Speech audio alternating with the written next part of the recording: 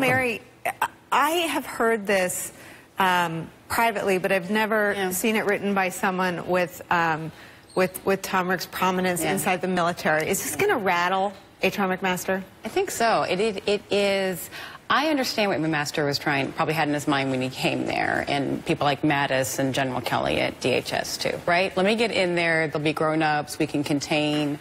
If Trump isn't responsible, we can contain the damage, and if he is, we can make something of this presidency.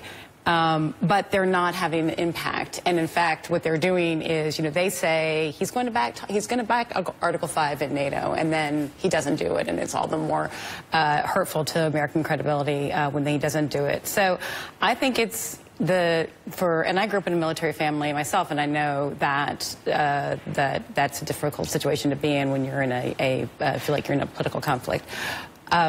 They should leave and let the American people and not prop this presidency up, and let the American people and let the Republican Party see what this presidency really is about and figure out what they want to do about it. Do you have any reporting on the dynamic, the personal dynamic between General McMaster and the president? Well, yeah, and it's gone back and forth like a lot of the relationships do in the West Wing. It's not just the public humiliation of having to go out and sort of vouch for this president and to put his own credibility on the line. So you have to be involved in rapid response, right? Right. I mean, we've reported on when the president was telling South Korea, you're going to have to pay for the THAAD missile defense system yourself, and undoing a lot of diplomacy that was settled.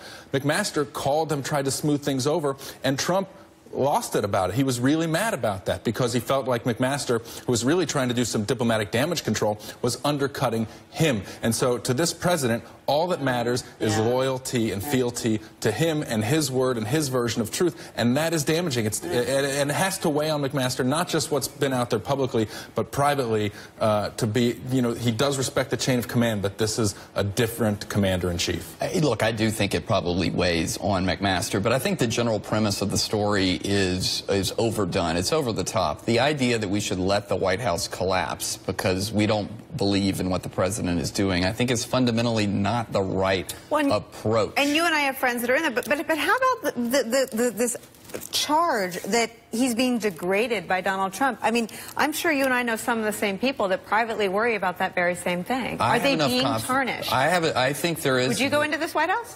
Yeah, I would go work for my country, absolutely. You would go work in the White House? Yeah, I would go work for this if your phone rings while you're on, pick it up. My wife is very angry right now. Listen, look, H.R. McMaster has a conscience. I think if he's pushed too far, he will resign. But I have enough confidence in him to know what he is doing is the right thing. Listen, let's take a step back. There's a famous scene from one of Bob Woodward's books at the beginning of the Clinton presidency when Al Gore, and I won't say the expletive, says to Bill Clinton, "Get with the GD program."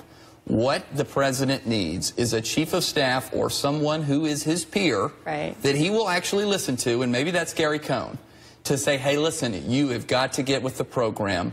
We have got to say that we will cooperate with the Russia investigation. We have got to settle our staff problems, and we have got to settle on Give me your phone. They're going to call you while we're on the air. We're just hitting pause. Up next, I'm going to take the call from the White House.